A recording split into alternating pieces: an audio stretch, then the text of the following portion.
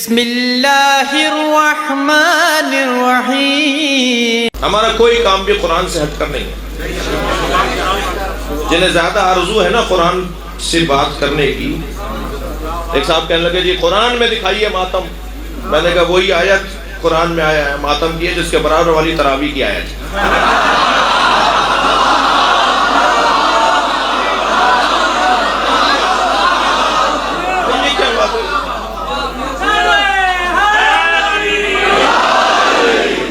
ہر بات قرآن سے آپ اگر دیکھنا چاہتے ہیں، مجھے نہیں معلوم وہ پرویزی ہیں وہ قادیانی ہیں، نہیں معلوم، ایک صاحب ہیں جو اس وقت مناظرے کر رہے ہیں، قرآن کی آیات پڑھتے ہیں اور ہمارے بھائیوں سے مقابلہ کر رہے ہیں، مناظرہ کر رہے ہیں، اور ہمارے بھائی بھی ان کو جوابات دے رہے ہیں، مگر وہ غالب ہے، اب تک تو غالب ہے، وہ ہمارے بھائیوں پر غالب ہے، صرف قرآن سے بات کرنے والے جو دعوے دار ہیں نا۔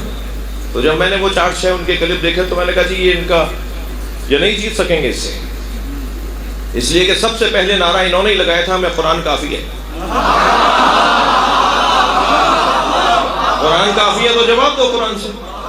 وہ تم سے قرآن کی آیات پڑھ کر سنا رہا ہے، تمہیں کہہ رہا ہے قرآن سے جواب دو، تو میں قرآن کا توڑ، تم اس کا توڑ ہی نہیں دے پا رہے۔ میں نے کہا جی اس کو کوئی پیغام بھیجے کہ ہم شیعوں سے بات کریں، یہ جو ہمارے بھائیوں سے مناظرہ کر رہا ہے نا، قرآن سے بات کرو، قرآن سے بات کرو۔ میں نے کہا کوئی اس سے کہے کہ ہم سے بات کرے، وہ جب ہم سے بات کرے گا نا تو ہمارا پہلا جملہ یہ ہے کہ یہ تمہیں کس نے بتایا کہ قرآن ہے؟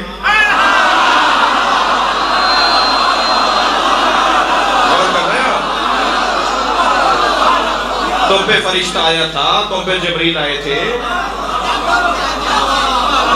تمہیں کس نے بتایا ہے یہ قرآن ہے؟ جس نے بتایا ہے اس کے قول کو حدیث کہتے ہیں،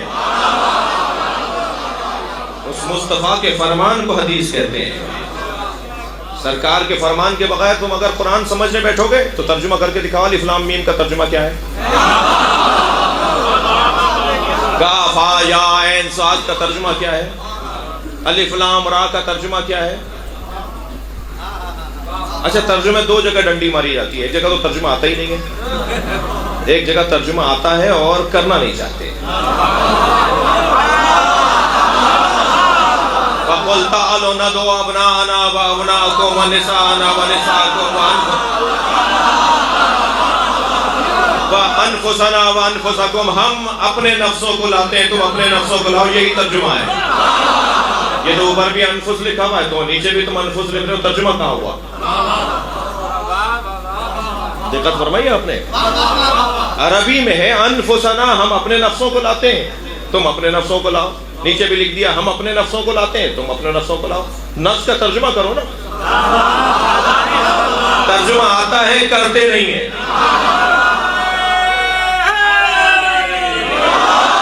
ترجمہ یہ ہے کہ نبی سے اللہ کہلوا رہا ہے ہم اپنے جیسوں کو لاتے ہیں، تم اپنے جیسوں کو لاؤ۔ تو نبی جو اپنے جیسے کو لے کے گئے اسے علی کہا جاتا ہے۔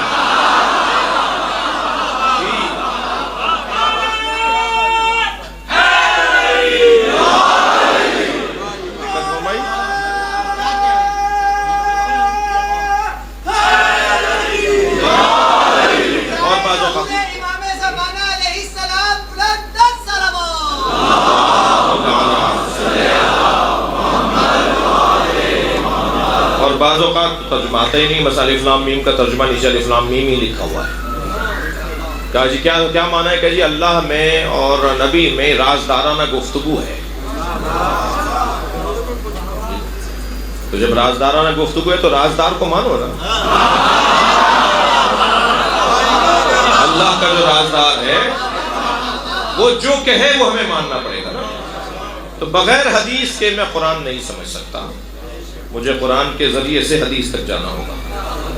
اچھا ویسے پتہ نہیں یہ کہا کس نے تھا، مجھے جاننے کی ضرورت نہیں ہے کہ قرآن کافی ہے، مگر جو بھی یہ کہتا ہے اس نے اپنا چہرہ آئینے میں دیکھا ہے؟ تھک رہا بڑھ رہا بھائی، جس نے بھی یہ کہا ہے کہ مجھے قرآن کافی ہے، مجھے کتاب خدا کافی ہے، اس نے اپنا چہرہ آئینے میں دیکھا ہے؟ ہر شخص کو اپنے حد میں رہ کر بات کرنی چاہیے، اپنے قد سے اونچی بات نہیں کرنی چاہیے۔ یہ کیا بات ہوئی کہ مجھے قرآن کافی ہے؟ یہ جملہ کہیں تو نبی کہیں یا علی کہیں؟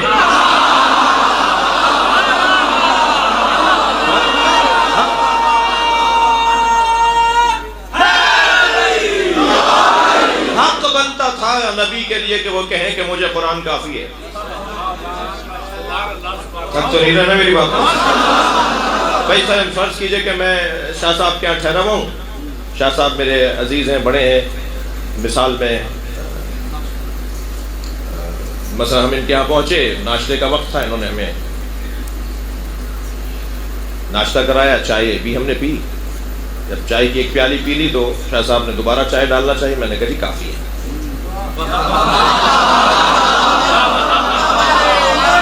تو جب دوپہر کے کھانے کا وقت آیا, ہمیں بہت بھوک لگتی رہی, مگر ہم نے سوچا کہ ابھی اب کھانا آتا ہے جب کھانا آتا ہے.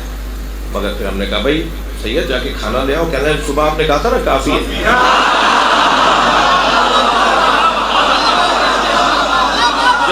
جب بستر لینے کا وقت آیا, کچھ آرام اور استراحت کا وقت آیا, تو ہم نے بہت انتظار کیا, مگر پھر بہرحال ہم بول دیے کہ ذرا کوئی بستر وستر تکیہ وکیہ دے دیجیے, ہم ذرا کمر سیدھی کر لیں. تو کہنے لگے جی صبح ہی تو آپ نے کہا تھا کہ کافی ہے. تو اگر میں نے چائے کی پیالی پر کہہ دیا کہ کافی ہے, تو اس کا یہ مطلب نہیں ہے کہ بستر بھی نہیں چاہیے, کھانا بھی نہیں چاہیے. اگر کوئی یہ کہہ دے کہ مجھے قرآن کافی ہے, تو اس کا یہ مطلب ہے کہ مجھے تورات کی ضرورت نہیں ہے, انجیل کی ضرورت نہیں ہے. مگر کہنے والا تو کہہ رہا ہے مجھے اہل بیت کی ضرورت نہیں ہے.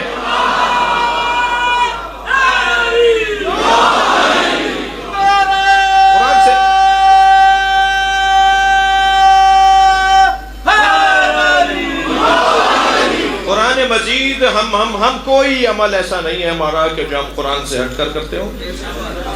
میرے جو سنی بھائی مجلس میں بیٹھے ہیں, میرے وہ عزیز ہیں, میری وہ جان ہے, میں ان سے محبت کرتا ہوں, وہ ہم سے محبت کرتے ہیں. اور یہ مجالس اسی حسن کے ساتھ ہونی چاہیے کہ اس میں کوئی تفریق نہیں ہے. در حسین پہ ملتے ہیں ہر مزاج کے لوگ. کہتا ہے در حسین پہ ملتے ہیں ہر مزاج کے لوگ. یہ دوستی کا وسیلہ ہے, دشمنی کا نہیں.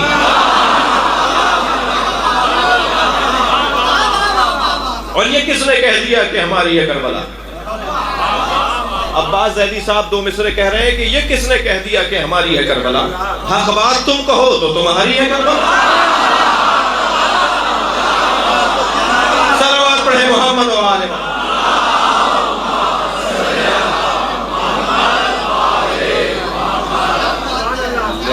یہ حسن ہے کربلا کے ذکر میں. اور یہاں قرآن مجید سے بات ہوتی ہے اور قرآن مجید کے مطابق زندگی گزارنے کا پیغام دیا جاتا ہے. یہ اور بات ہے کہ ہم صرف خاموش قرآن کے قائل نہیں ہیں. خاموش ہادی کے تو قائل ہونا بہت بڑا کارنامہ نہیں ہے.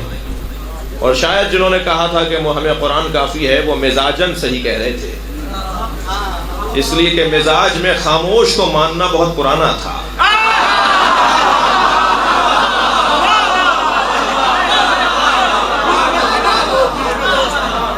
لیکن نبی ہم تو قرآن صامت کے ساتھ قرآن ناطق کی بات کریں. بولتا ہوا قرآن, مجسم قرآن, اس کی پلکیں واللیل بن جائے, جس کی چال جو ہے وہ جمالیات بن جائے, جس کا ناراض ہونا قہر الہی بن جائے, وہ وجود. لہذا قرآن صامت سے بات شروع ہوگی اور قرآن ناطق پر بات مکمل ہوگی. اگر آپ ہمارے لیٹسٹ ویڈیوز کے بارے میں جاننا چاہتے ہیں تو ہمارے چینل کو سبسکرائب کریں اور بیل آئیکن کو پریس کریں. شکریہ.